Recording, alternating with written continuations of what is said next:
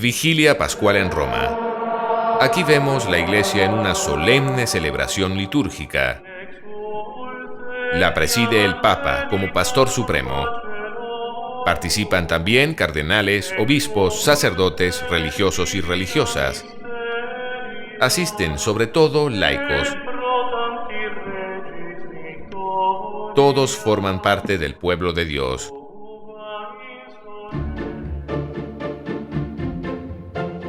La iglesia más antigua, más numerosa y más universal es la católica. Se extiende por los 5 continentes y cuenta con más de 1.100 millones de fieles. Pero, ¿por qué se necesita la iglesia? ¿No podría Dios salvarnos aisladamente? Podría, pero no ha sido esa su voluntad. No quiso que viviéramos como seres solitarios. Nos dio una naturaleza social. Por eso los hombres nos asociamos para toda clase de fines, económicos, políticos, culturales, deportivos. También para salvarnos, Dios quiso crear una sociedad religiosa, que es la Iglesia. ¿Qué es, pues, la Iglesia? ¿Un edificio? ¿Un grupo de clérigos? No.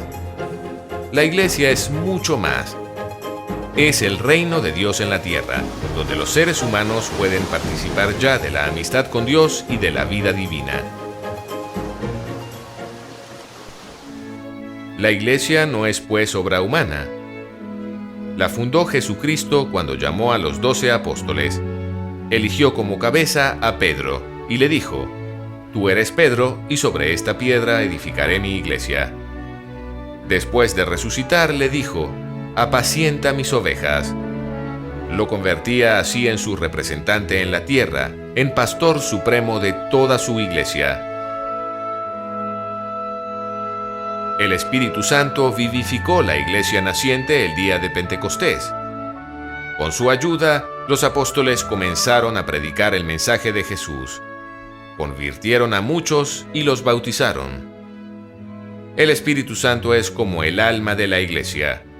Es su principio de unidad y de vida. Él sostiene y santifica a la iglesia y a cada uno de sus miembros. Él derrama su gracia a quienes son dóciles a sus inspiraciones y ayuda a quienes escuchan lo que enseña por medio de sus pastores. De la iglesia vemos sus templos, ceremonias y obras de caridad. Pero lo principal es lo invisible, lo espiritual. Por eso, la iglesia es un misterio, porque Dios actúa en ella de modo inefable. Un ejemplo son los sacramentos. En ellos hay elementos visibles e invisibles.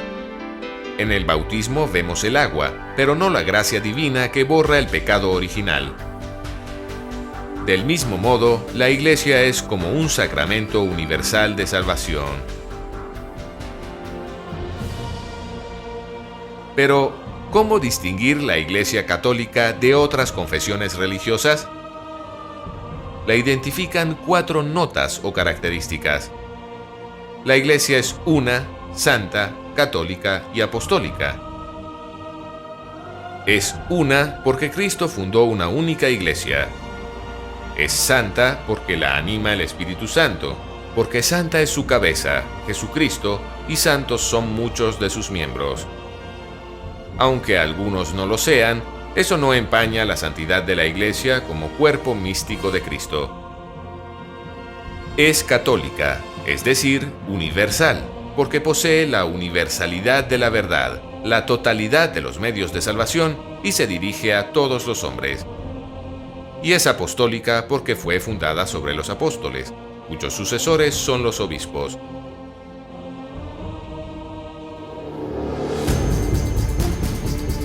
¿Y las llamadas iglesias separadas? La iglesia fundada por Cristo es como un árbol con varias ramas. Lamentablemente, algunas se separaron del tronco. Se produjo el cisma de las iglesias orientales en el siglo X. Estas iglesias, llamadas ortodoxas, son nacionales, como las de Rusia, Grecia o Rumania. En el siglo XVI se separaron los protestantes, los calvinistas y los anglicanos. Estos a su vez se fueron dividiendo en multitud de iglesias. Todas se proclaman cristianas, pero no reúnen las 4 notas esenciales de unidad, santidad, catolicidad y apostolicidad. Hay quien confunde a la Iglesia con una organización de tipo político o social, o una especie de ONG. No es así. La verdadera finalidad de la Iglesia es espiritual ante todo. Es hacer presente a Dios en el mundo y llevar a los hombres en presencia de Dios. La Iglesia ofrece los medios de salvación para ser santos, ahora en la tierra y después en el cielo. Para ello predica la palabra de Dios.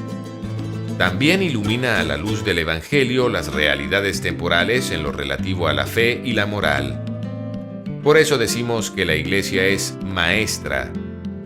La Iglesia es también madre, porque hace llegar la vida divina a sus hijos, los fieles cristianos. Esa vida es la gracia de los sacramentos, que solo ella administra por mandato de Jesucristo.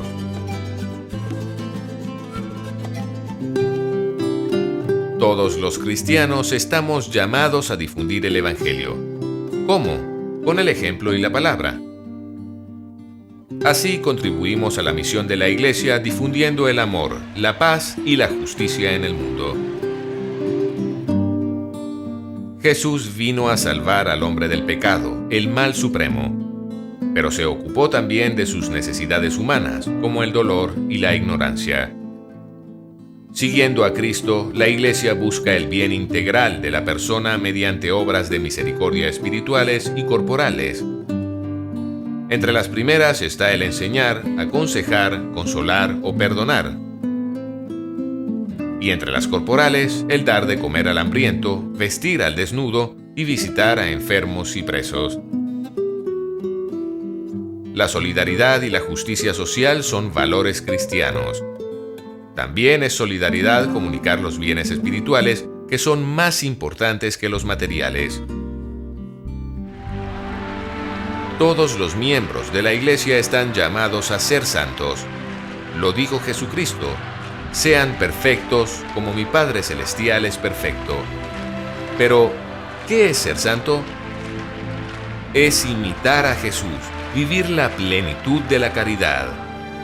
Eso requiere vivir en gracia, frecuentar los sacramentos y cumplir las obligaciones profesionales y familiares ofreciéndolas a Dios.